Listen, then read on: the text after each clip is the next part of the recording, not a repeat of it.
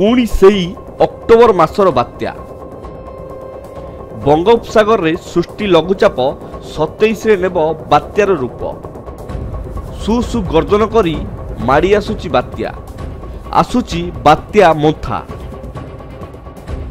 27 तारिख रे बंगोपसागर सृष्टि हेब बात्या मोन्था।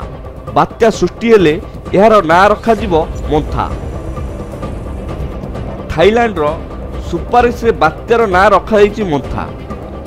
तेबे आपण कोन जानिछन्ति कि बात्यार नामकरण किपरि करा जाए? एहार ना किए दिए आसंतु जानिबा।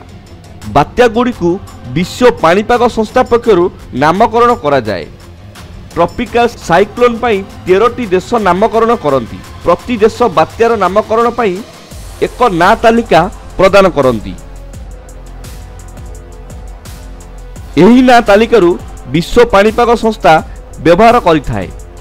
साइक्लोन को चिन्हट ट्रैक और विपर्यय सचेतनता पई ना व्यवहार हुए। तेबे 27 तारिख बंगोपसागर रे सृष्टि हेब बात्या मोन्था। बंगोपसागर रे आसुची बात्या।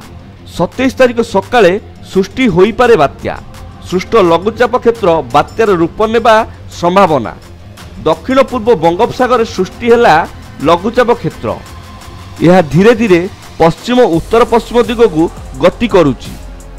घनीभूत होई काली सुधा अवपात रूप नेब।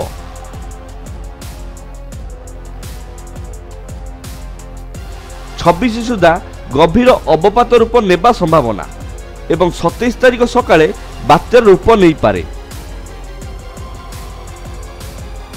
संभाव्य बात्या को नहीं आंचलिक पाणीपाग केन्द्र निर्देशिका सूचना आंध्र उपरे संभाव्य बात्यार प्रभाव अधिक रहिबो। बात्या आंध्र रे हेले भी ओडिशा रे वर्षा हेबो।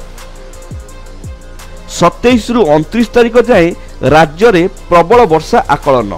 प्राय उपकूल और दक्षिण ओडिशा रे प्रबल वर्षा संभावना। 27 रे केन्द्रापड़ा जगतसिंहपुर कटक खोर्धा पुरी रे वर्षा।